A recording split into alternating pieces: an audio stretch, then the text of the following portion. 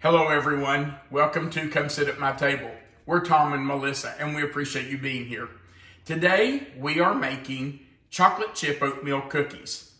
Now this is a cookie that I kind of came up with the recipe for because we had a pastor several years ago who absolutely loved chocolate chip oatmeal cookies. And after hinting for quite a while, I figured out that he was trying to convince somebody in the congregation to make chocolate chip oatmeal cookies for him.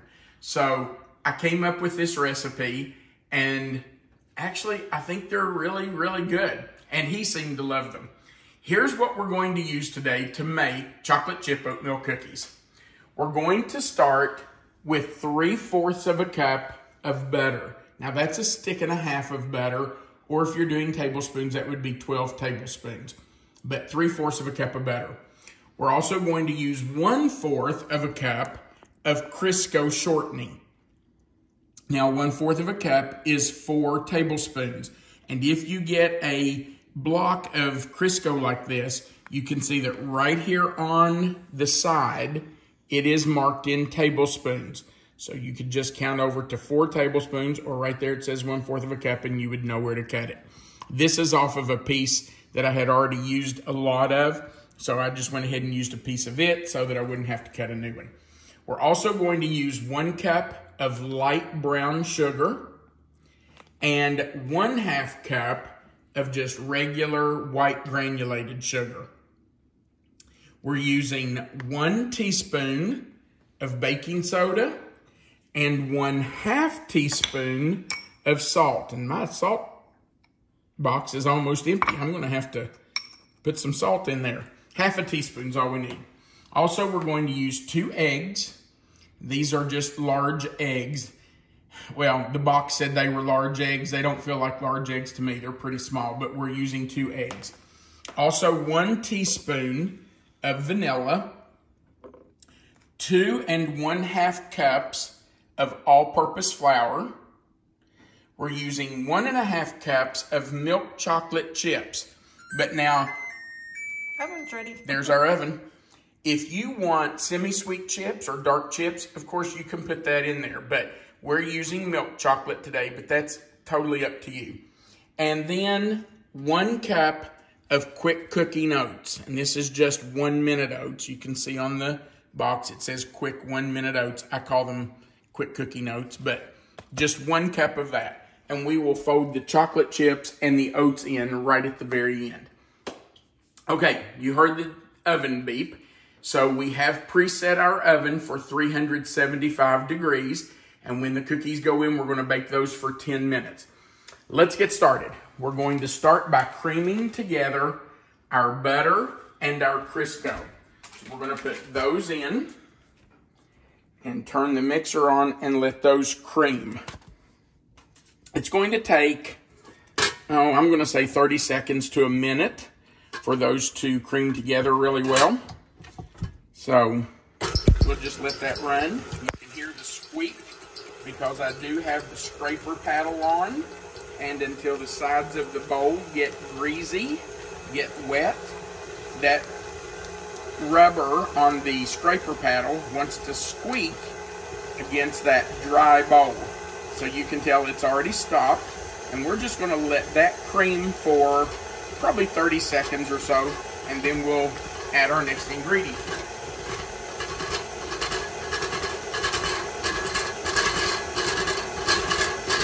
Now, the next thing we're going to add is our brown sugar and our white sugar. Now that looks like it's creamed together pretty much. Looks nice and combined. So we'll just add our brown sugar. And I did pack it in there. That is 1 cup of packed brown sugar and 1/2 cup of white sugar. All right, so we'll let that cream together now. And you can see, I'm going to stop this because I want to show this. You can see that the Crisco and butter have kind of clumped together on the beater. That's fine. Just turn it on, and as it mixes that sugar into it, that will come off the beater. it will loosen up. And you can see here, it did indeed come off the beater. So don't worry about that. If you see that happen, just let it go. It will all mix together.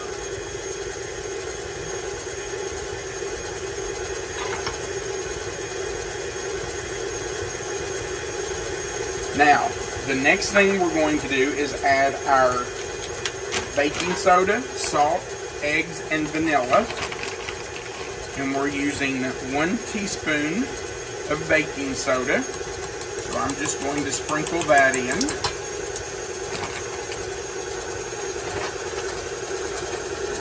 Put that away because I like to clean up as I go. 1/2 teaspoon of salt. Now I know some of you probably noticed that I used salted butter, and you're probably saying, then why is he putting in salt? Well, because it needs it. It needs it for the flavor. So, even though I use salted butter, I am putting in just 1/2 teaspoon of salt. Now we're going to use 1 teaspoon of vanilla. And we need to add our eggs. I will do the eggs one at a time, and I will break them in a bowl just in case we get a piece of shell. We certainly don't want that to go into our mixer and ruin our cookie dough batter. So I will do that 1 egg at a time.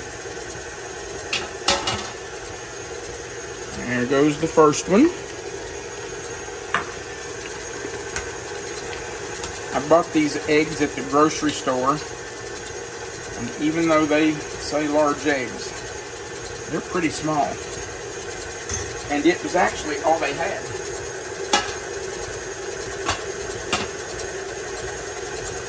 They had no extra large eggs at all. So sometimes you just have to take what you can get, don't you? That's right.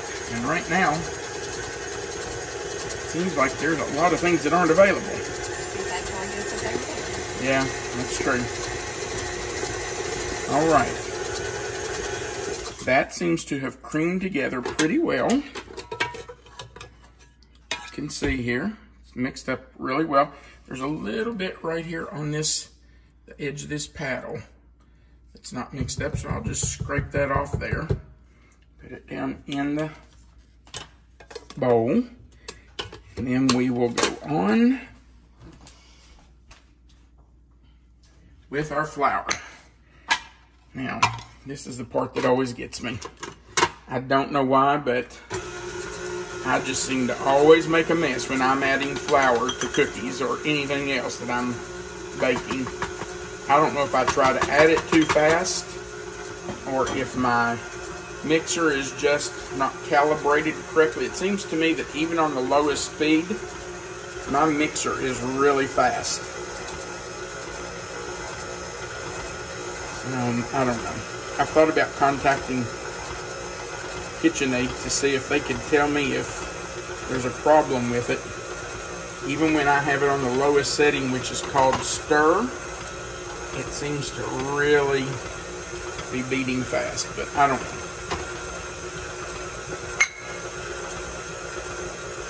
So that was 1.5 cups. Let's add the last 1 cup. Got to do that a little slower, hoping not to make too much of a mess. Boy, it is getting thicker. I can tell the difference in the mixer.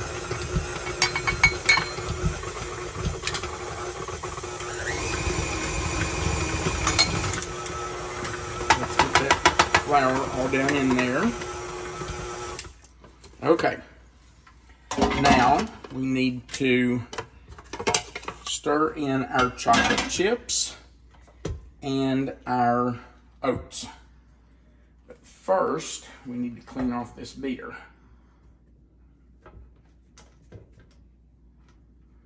And of course, we want to get as much of it in there as possible, right, Melissa? We wouldn't want to leave anything for someone to lick the bowl or the beaters with. That's for sure. I was cooking earlier today